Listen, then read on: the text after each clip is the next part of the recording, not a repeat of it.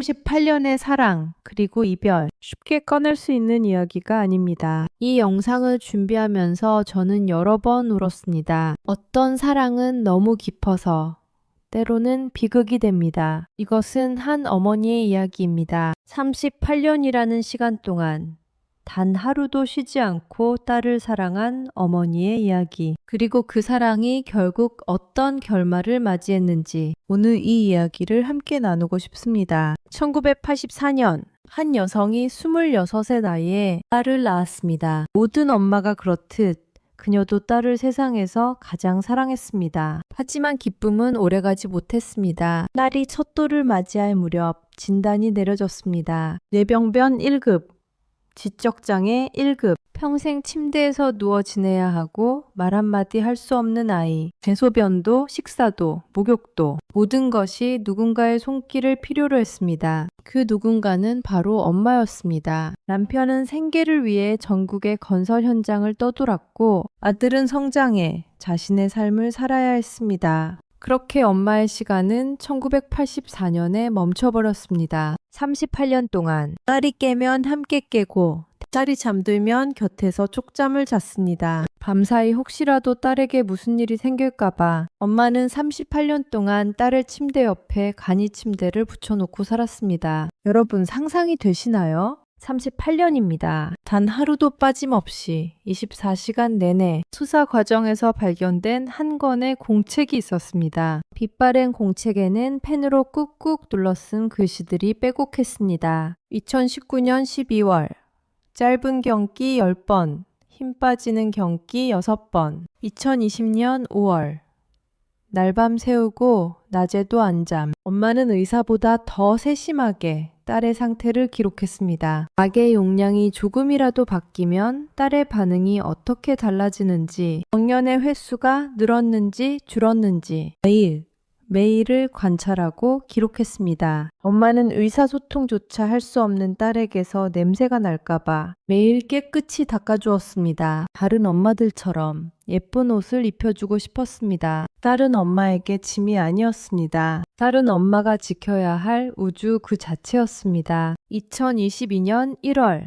이미 충분히 힘든 삶에 또 다른 비극이 찾아왔습니다. 딸이 대장암 말기 판정을 받은 것입니다. 항암 치료가 시작됐습니다. 부작용으로 혈소판이 감소했고 온몸에 멍이 들었습니다. 말도 못하는 딸은 비명 같은 신음으로만 고통을 표현할 수 있었습니다. 코로나로 세상이 멈춰 있을 때도 꿋꿋했던 엄마였지만 딸이 고통스러워하는 모습을 지켜보는 것은 견딜 수 없는 지옥이었습니다. 엄마도 무너졌습니다. 극심한 스트레스로 불과 넉 달 만에 심각한 우울증 진단을 받았습니다. 그리고 엄마는 밤마다 같은 생각에 시달렸습니다. 내가 죽으면 이 아이는 누가 돌볼까? 누가 내 딸의 고통을 알아줄까? 누가 내 딸을 사랑해줄까? 그 답을 찾을 수 없었습니다. 2022년 5월 23일 오후 엄마는 딸에게 수면제를 건넸습니다. 더 이상 고통받지 않게 해주고 싶었습니다. 잠든 딸의 옆에서 엄마는 얼마나 울었을까요? 딸의 숨이 멎자 엄마도 다량의 수면제를 삼켰습니다. 함께 가려고 했습니다. 하지만 6시간 후 아들이 찾아왔고 운명은 가혹하게도 엄마만을 살려두었습니다. 이 나이에 무슨 부귀영화를 누리겠다고 내 딸을 죽였겠습니까? 같이 갔어야 했는데 혼자 살아남아 정말 미안합니다. 저는 나쁜 엄마가 맞습니다. 법정의 피고인석에서 엄마는 고개를 들지 못했습니다. 살인죄, 형법상 가장 무거운 죄입니다. 하지만 공청석에 그 누구도 이 엄마에게 돌을 던지지 못했습니다. 검사조차도 말이죠. 아들이 탄원서를 냈습니다.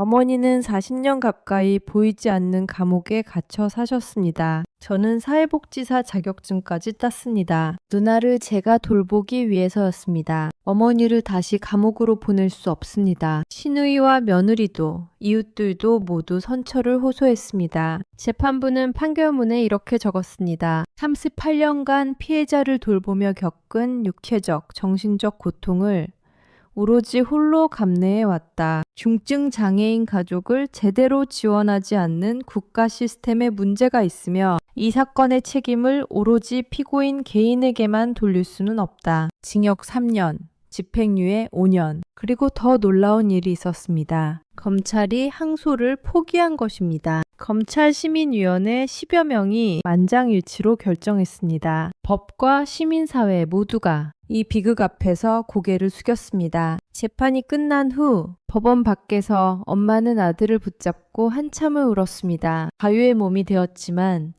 평생 딸을 보낸 엄마라는 짐을 안고 살아가게 되었습니다. 여러분께 묻고 싶습니다. 이 엄마가 극단적인 선택을 하기 전 우리 사회는 어디에 있었을까요? 38년 동안 이 엄마에게 단 한 번이라도 괜찮으세요? 라고 물어본 적이 있었을까요? 단 하루라도 쉴 수 있게 해준 적이 있었을까요? 전문가들은 말합니다. 장기 간병의 고통을 가족의 희생으로만 포장해서는 안 된다고. 24시간 중증 장애인을 돌봐야 하는 가정에 숨쉴 구멍을 만들어주는 것. 그것이 국가의 의무라고. 이 엄마는 원래 긍정적인 사람이었다고 합니다. 우리 가족, 이 정도면 행복하지 라고 말하던 사람이었습니다. 그런 사람을 이런 선택을 하게 만든 것은 무엇이었을까요? 딸의 병만이 아니었습니다. 38년 동안 그녀를 고립된 섬에 가두어둔 우리 사회의 무관심이 공범은 아니었을까요? 38년간 쓰인 간병일지는 이제 멈췄습니다. 하지만 그 여백에는 우리 사회가 채워야 할 반성문이 남아 있습니다. 어딘가에서 지금 이 순간에도 누군가는 똑같은 고통 속에서 하루하루를 버티고 있을지 모릅니다. 보이지 않는 곳에서 아무도 모르게 그들이 극단적인 선택을 하기 전에 우리가 먼저 손을 내밀어야 하지 않을까요? 고통 속에 떠난 딸과 죄책감 속에 남겨진 엄마를 위해 이제는 우리 사회가 답해야 할 차례입니다. 오늘 이 이야기를 끝까지 들어주셔서 감사합니다. 이 영상이 많은 분들에게 닿아서 세상 어딘가에 외로운 간병인들에게 작은 위로가 되었으면 좋겠습니다. 그리고 우리 사회가 변화하는 작은 계기가 되기를 바랍니다. 구독과 좋아요는 이런 이야기를 더 많은 사람들에게 전하는 데 큰 힘이 됩니다. 다음에 더 의미 있는 이야기로 찾아뵙겠습니다. 감사합니다. 사랑한다는 것은 때로